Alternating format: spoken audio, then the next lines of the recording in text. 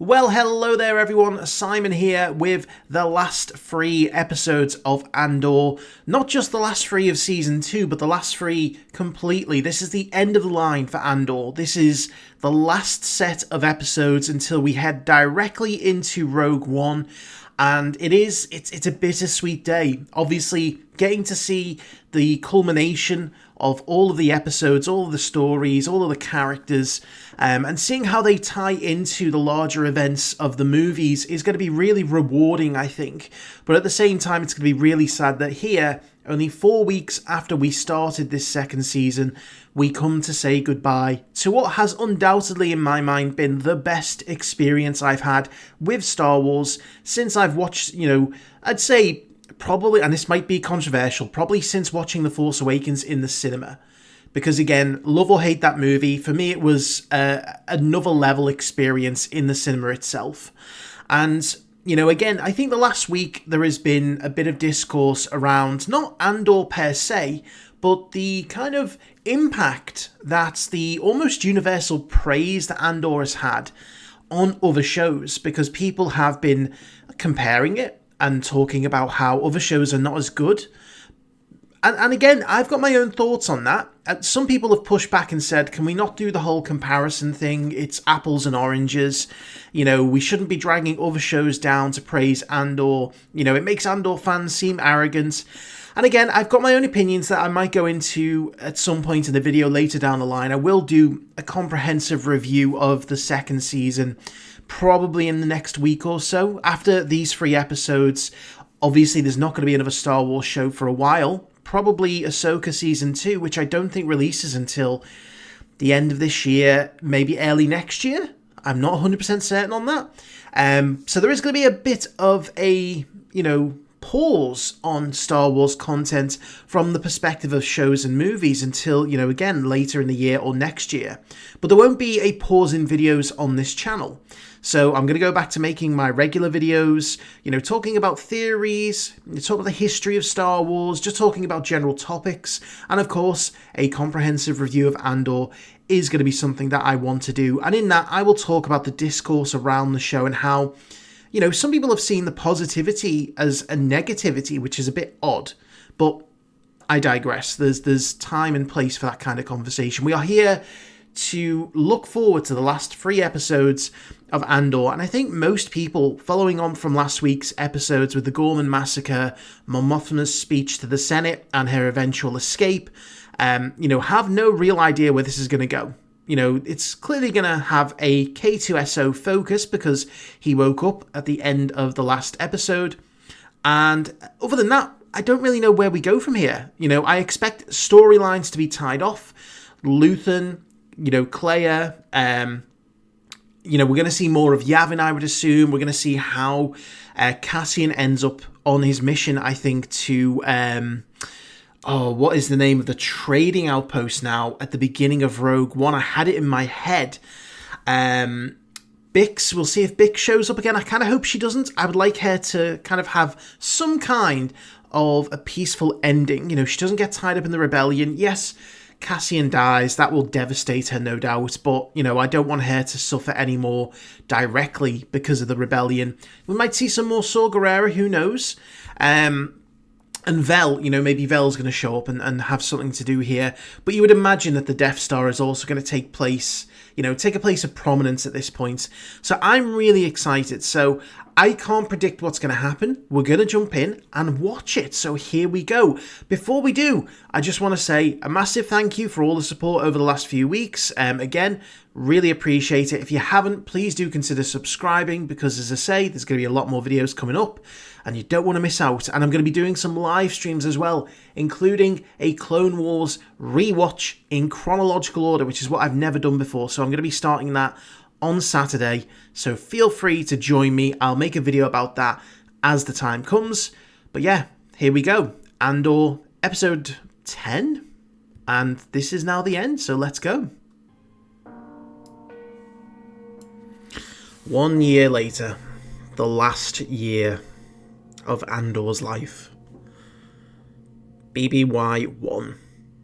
And I've seen people try and argue that it should be BBY0, but you don't have 0 years in calendars. It wasn't AD0, it was AD1. It was BC1, sorry. I was going to say BBC1. The channel. So, interestingly enough, it looks as though Claire and Luthen were not hounded out by the ISB. You would have thought that maybe they would have investigated Mon Mothma's regular contacts.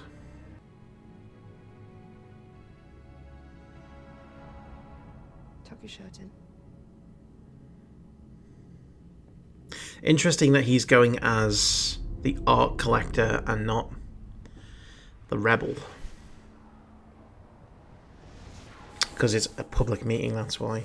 Gotta love that background. I can't. I'm burned. Oh. Burn me soon enough. I had to make a decision. Oh shit. What have you done? I figured it out. The Death Star? Everything.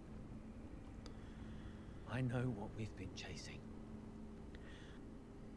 The Emperor's energy program is a lie. Yeah. All of it. It's a super weapon. I'm guessing this is where the intel comes from at the beginning of Rogue One. They're not looking for partisans on Jeddah. They need Kyber crystals, the crackdowns, the public order, the labor camps, Scarif. We'll be safe there. As safe as we can be. There's no Yavin for Luthen, though, as he said. Tell me about the weapon.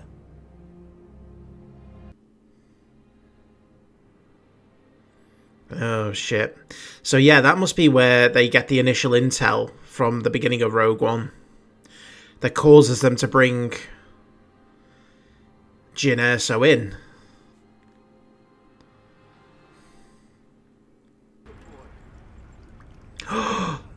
He killed Lonnie. No, Lonnie. You were such a good soldier. Oh, is that a Loth cat? Can you imagine? All of that work. I'm sure there's a Hillary Clinton joke in here somewhere for someone who would probably complain about Star Wars being political, but I can make jokes too.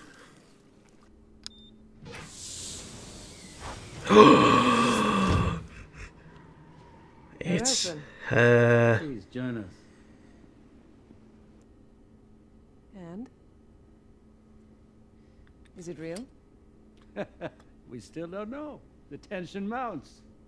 I love this. See, All these pieces. they're You just own them all yourself. code. Most of it. You've come all this way.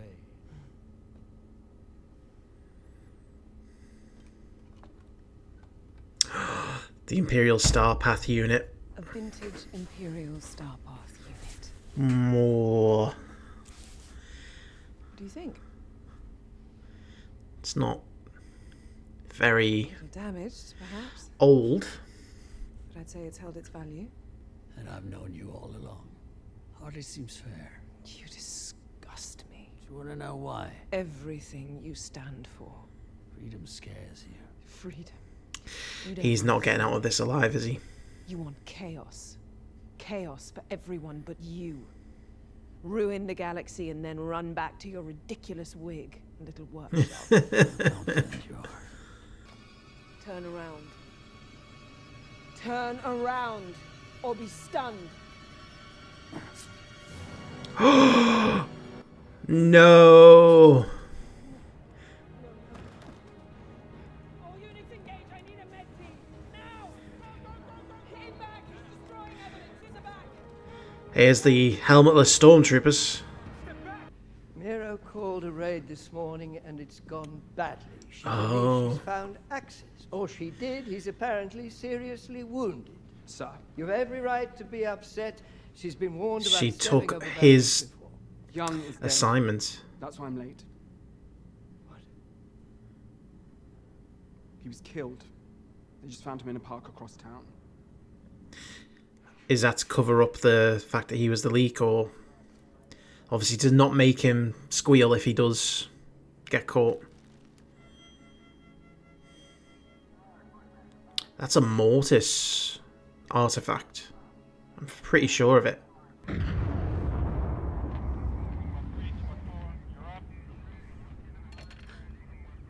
That looks like one of the same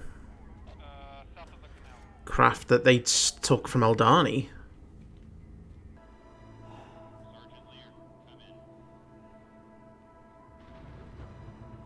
I wonder if he just deserts there and then with her.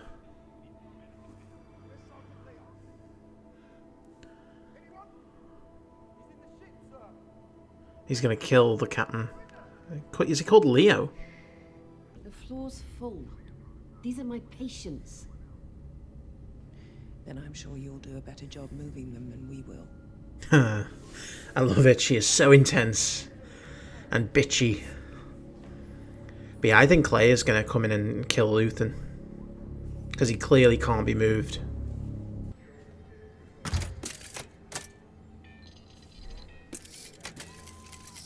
Oh, I love it. That's like some kind of a spike. What does that mean? You're under arrest, Dedra. But that's ridiculous. I have access, I found him. I came with an eye. You've overstepped the boundaries. He sent me. Fine. Let's get this sorted.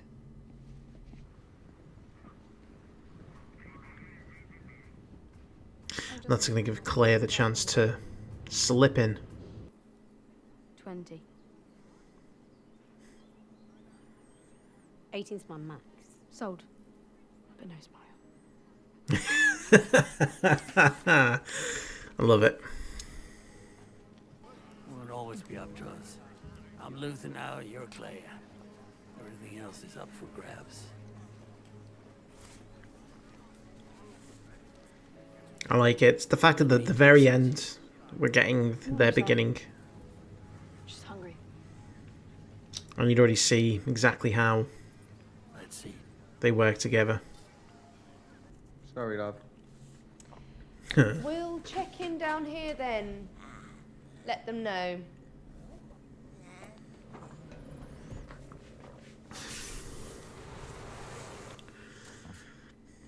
Interesting troopers that. I mean, obviously, if the armor wasn't white, you wouldn't think much more of them than being army troopers. I'm guessing they're just ISB troopers. No, they're just kids.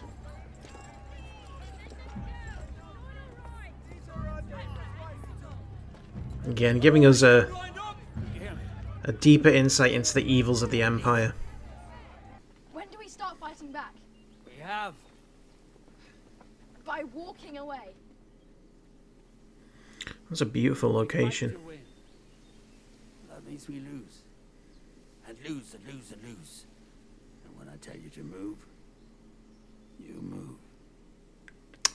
And they said move earlier. Told her to move. Move! Wasn't expecting a whole backstory between these two, but I love it. She's gonna knock him out. You're gonna have to turn back. There's no access here. I was sent for Dr. Nash. This unit is closed. Let's go. There we go.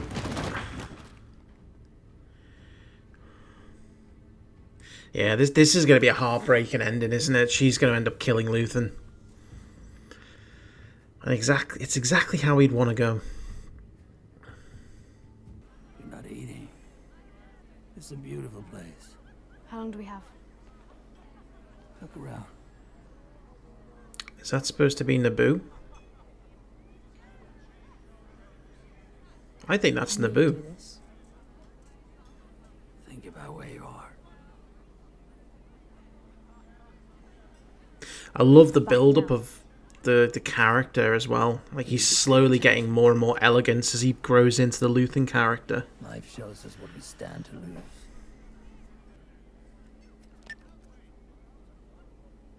Look at me.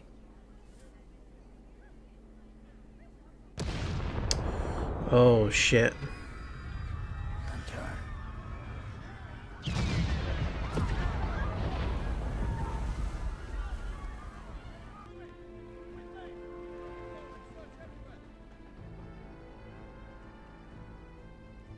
And then she's just going to go in. Oh, right in the head. I think Dedra's going to know that this is a... Yeah, she's going to know this is a rescue attempt.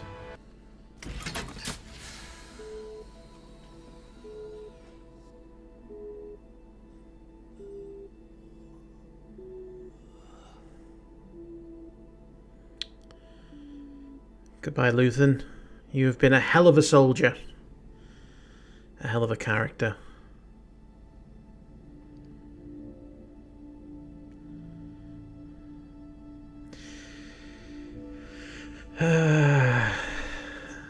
He will not get to see that sunrise.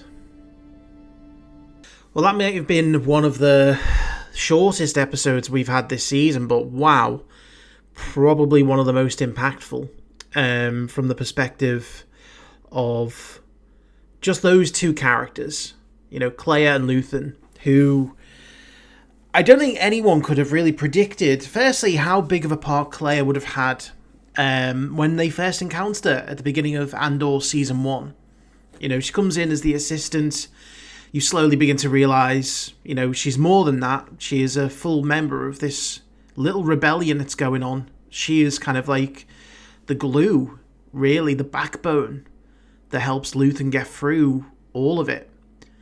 And, you know, this season she's had such a major part to play, you know, really exposing how critical she is for that whole movement.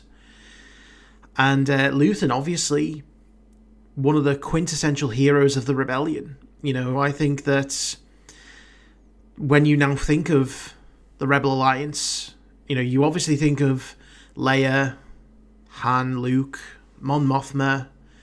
You know, I think Luthen is going to be held up there in the highest regards. And what a story he's had.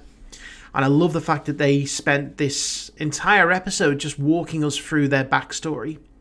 At the very end, we get to see how they met. And I loved the progression of it. You know, revealing that Luthen was in the army whilst they were committing atrocities. That's the first step that he took to break away and start his rebellion.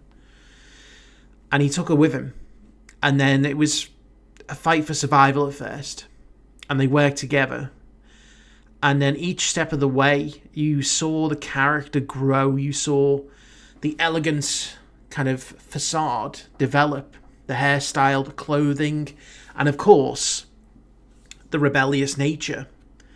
You know, Clea becomes hardened. She has to watch that execution of the so-called assassins, I guess, wherever they were. And again, they don't need to name these places. They don't need to show us more than just what we saw. We understand what's going on. These are planets that are being subjugated. Beautiful worlds with, you know, civilians who are just going about their lives. And the Empire is coming in and oppressing them. And I think that last planet that they were on where they did the bridge bombing, I think that was supposed to be Naboo. At least that's the vibe I was getting from the aesthetics. And I love the fact that it was almost like a test for Clea. It was like Luthen was seeing if she would do it. He didn't want her to do it, which is why he took it away from her at the last second. He was always still trying to protect her. And, you know, she definitely, you know, it's so much more than you just assume. They're not just colleagues, you know, they're not just members of the same rebel cell. They're, again, like father and daughter. And I knew the moment that she went after him in the hospital, I was like, she's not there to rescue him. Not just because, even if it was possible, I don't think she necessarily would. I think she knows that Luthen would want her to burn everything. And he wasn't just referring to the shop. You know, the safe house, it was his life. You know, I burn my life for a sunrise I will never see.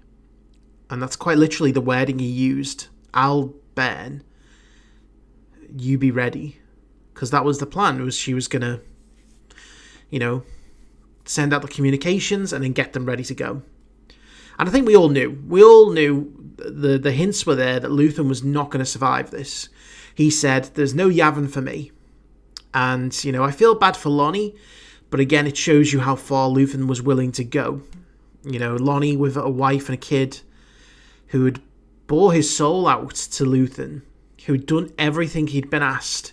And in that moment of escape and need, even then Luthen was cold and calculating and could not risk everything that Lonnie knew getting out there.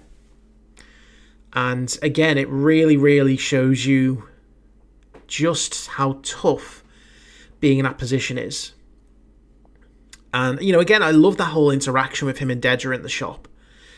You know, I think, you know, he was... even little subtext, like he said, there's only 2 items in here that are questionable. And I think he was referring to himself and Dedra. You know, and the fact that Dedra overstepped the mark, you know, she was... even now, she can't let it go. Like, this axis. She finally gets hold of him. And he slips through her fingers. You know, and to realise she's probably shot her career down going for him. To end up with nothing. And I've seen theories that, you know, she's going to end up on the Death Star.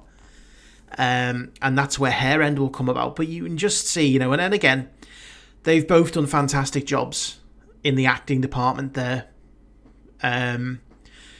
Again, this episode was just what it needed to be. It was a tribute to Luthen and Claire, and, you know, an opportunity for a character like Dedra to show you, you know, what she's willing to do to finally get Axis. And for it to be this close, you know, I'm wondering if we are going to see anything more of her after this.